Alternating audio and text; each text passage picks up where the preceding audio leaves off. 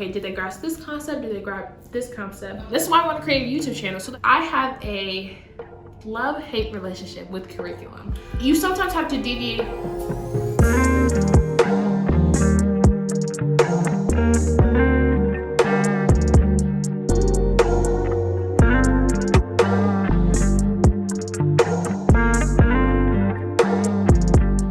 Hey teammates, welcome back to Teaching with Tania. I am so excited for this video because one of you guys, yes, a fellow subscriber, asked me to do this video. And shout out to KK124 Thomas. I know you asked me a month ago for this video and I'm just now getting to it. So thank you guys so much for continuing to rock with me. We're at 600 and I think 25 subscribers, so I appreciate each and every one of you.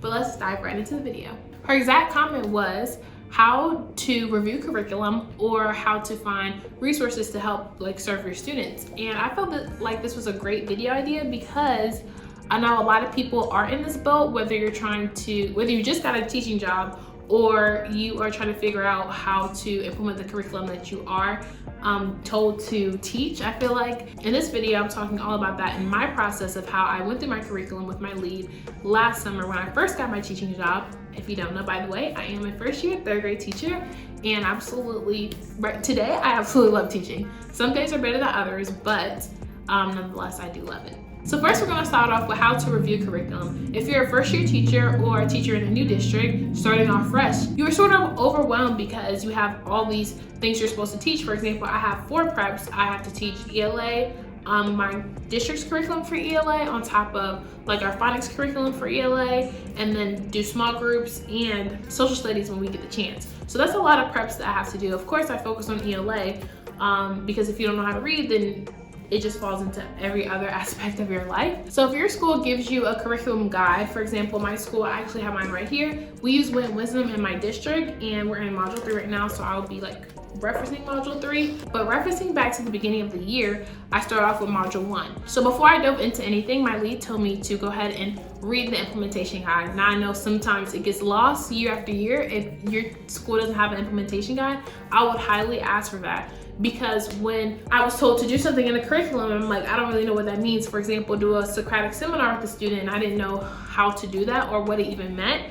I was able to go to my implementation guide. So if you were able to go ahead and read the implementation guide straight off the bat, then that will save you a lot of time throughout the school year and later on. So over the summer, this is how amazing my lead is. She created this for me, this binder, and it has everything that I'll be implementing throughout the school year. Starting off with the introduction, I like how I got a basic understanding of what the purpose of this curriculum was. So for example, it's what is Wit and Wisdom? So I was able to read that and figure out how it was designed in the programs that are used to serve kids with this, and then the action behind it and how it syncs with Common Core components as well. So yes, you have a curriculum, and some states do use, some districts abide by Common Core and some don't, so it really just depends on your setting and what works best for you. And then I had a getting started guide, which is what helped me the most because of course you're overwhelmed, you don't know where to get started. So in this particular curriculum, I was able to get started with the overview of the curriculum and then some terminology that they use. For example, FQTs, FROs, not FROs, MO, I don't even know what they stand for, but it's end of module tasks, end of module assessments, all those acronyms. It went over those here. So I have a curriculum here if I'm looking down a lot because I want to make sure I give this to you guys correct information, but it gives terminology and also the learning design.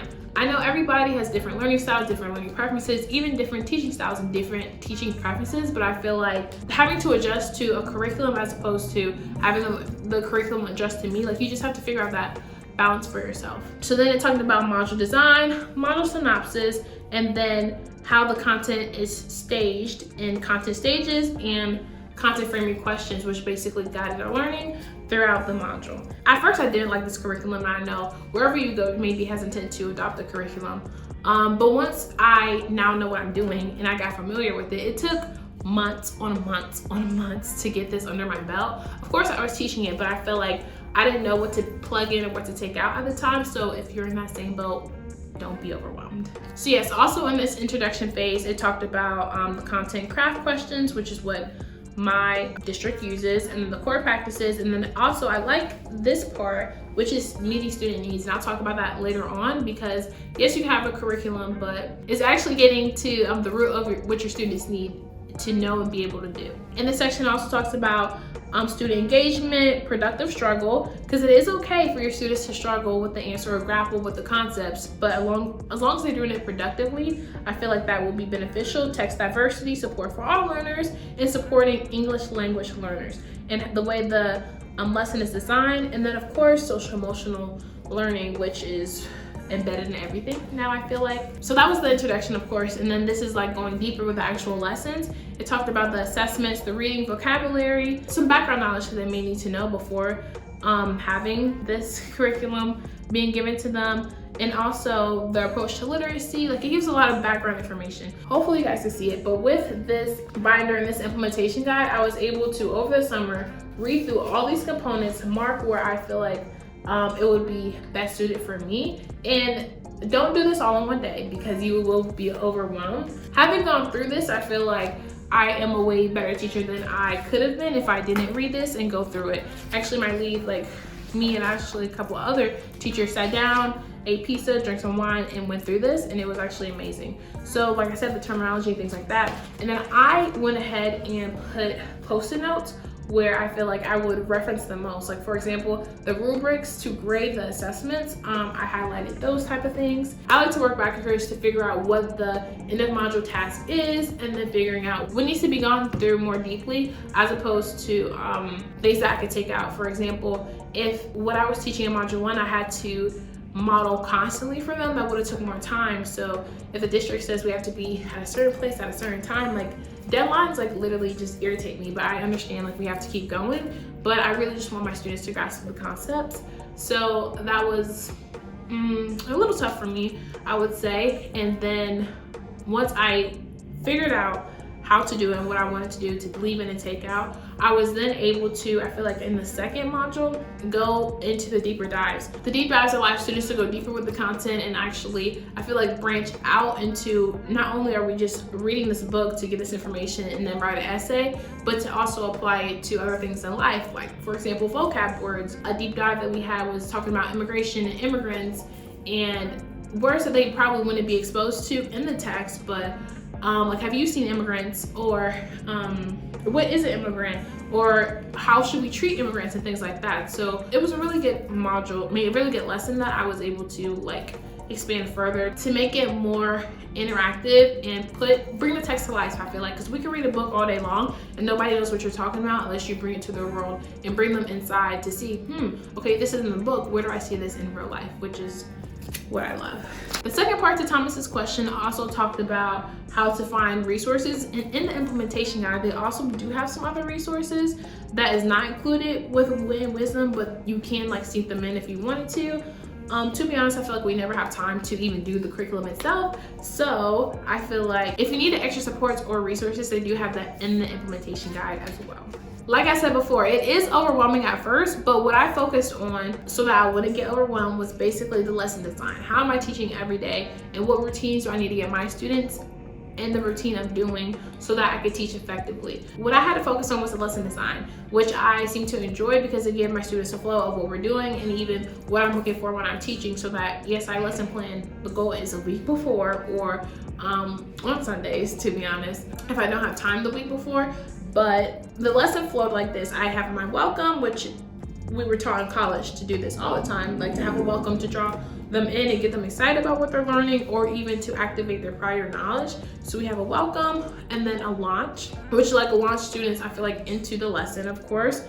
And then what you're learning, or what the students are learning, and what you're explicitly teaching happens in the learn stage. And then land, like how are you landing the plane, how are you driving it home? So yes, you learn all this stuff, but how do you get to practice?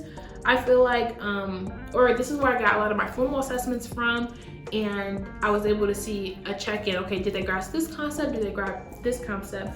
Whatever I'm teaching. And then if they didn't, I was able to do like an exit ticket or something. They actually do have some pretty cool exit tickets in here as well, or ways to check for student understanding.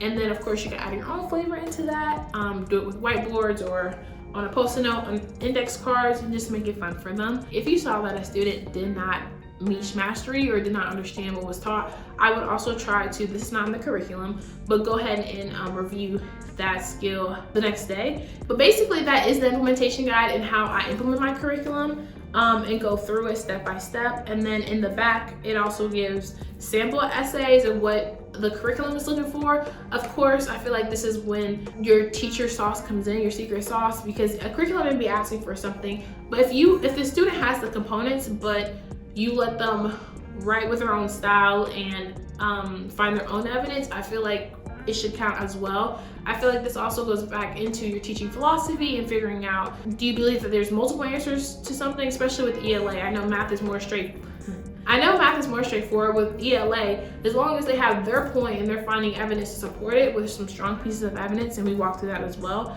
I feel like they should get the credit as well, but of course you have to find what works for you. So needless to say, go ahead and go through your implementation guide if you have one. If not, you can find one online and then printing out just like my lead did, which saved me so much time. Then once I figured out what I was doing and figured out the terms and ways to do things, basically that was like a intro, I feel like. And then once I got into the curriculum, I'm like, oh, okay, this is what they're talking about here. We're talking about new vocabulary, terms, in a land, rap, learn, welcome, all that stuff. I knew what they were talking about because I had already did my sift through of the implementation guide. For example, assigning homework and the deep dives, figuring out what's important, what's not important. This is another reason why I wanted to make this video, because I have a love-hate relationship with curriculum.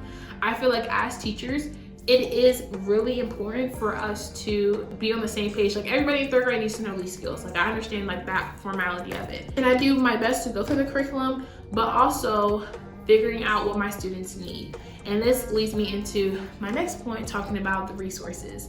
Even though a skill is practiced here, if you do it and students are still not understanding, I feel like as your teacher, you do have the ability to either pull them in a small group to figure out, for example, they're not understanding hooks or how to use linking words to get their point across. If students are struggling with those type of skills, I feel like it's important to find resources. This is when you find resources that best suit their needs. Of course, it may take you a little bit more time, and hopefully your district isn't too, or your admin isn't too strict about pacing, but some aren't, so you just have to fill them out. But as long as you're getting through what you need to get through at a certain time and your students are learning the content, I see no problem. And sometimes the curriculum is just not engaging. Like we talked about earlier, the student diversity and student learning. Sometimes curriculum aren't made for the students that you're serving.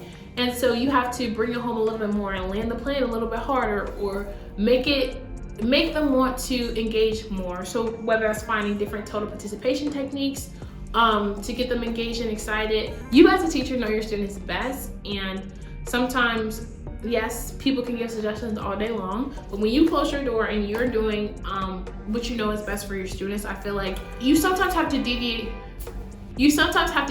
from, for example, right before my students write an essay, my curriculum tells me to do a Socratic seminar, which is where students basically sit around and bounce ideas off each other, or have the student-led debate, which you have to work up to because students can take that and run with it.